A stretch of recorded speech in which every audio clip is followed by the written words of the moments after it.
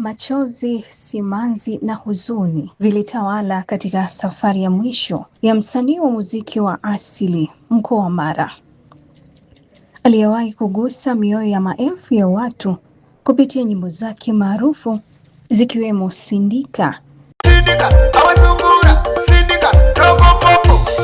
na nyingine nyingi. Huyu ni Njiwa Manga. Haikuwa rahisi kwa wananchi wa mkoa wa Mara na maeneo mbalimbali kupokea taarifa za kifo chake.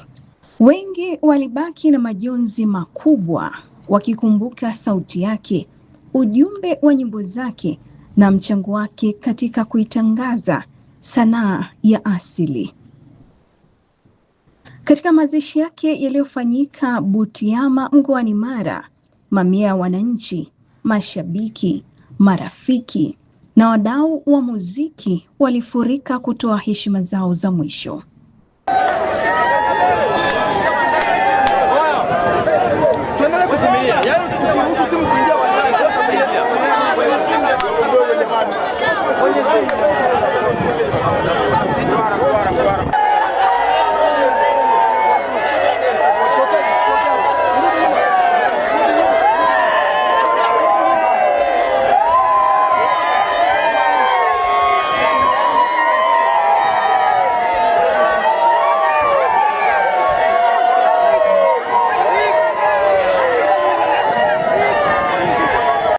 Umati mkubwa wa watu ulionyesha wazi jinsi Njiwa Manga alivyokuwa na nafasi ya kipekee katika mioyo ya watu wengi.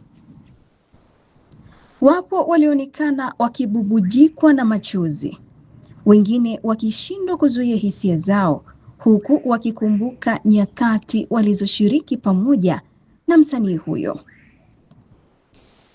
Kilio, majonzi na nyimbo zake zilizosikika mara kwa mara vilitengeneza mazingira ya huzuni yaliyogusa kila aliyekuwepo. Kutokana na idadi kubwa ya watu waliojitokeza, wengi walitamani kupata nafasi ya kuona mwili wa marehemu kwa mara ya mwisho au hata kuligusa jeneza lake kama ishara ya kuagana naye. Hata hivyo, kutokana na msongamano mkubwa wa waombolezaji na muda wa mazishi kufika, si kila mmoja alipata fursa hiyo. Wengi waliondoka wakiwa na simanzi mioyoni mwao, wakiamini kuwa wamepoteza msanii aliyekuwa sauti ya jamii na kioo cha utamaduni kwa mkoa wa Mara. Ingawa mwili wake umelazwa kaburini, kazi zake za muziki zitaendelea kuishi kwa kuzungumza kwa vizazi vijavyo. Leo mkoa wa Mara haujaaga msanii tu, umeaga sauti iliyokuwa ikiburudisha, kuelimisha na kuunganisha jamii. Je, nikuulize wewe, Njiwa Manga amekuachia kumbukumbu gani? Ni wimbo upi wa marehemu uliokugusa zaidi? Tuandikie maoni yako.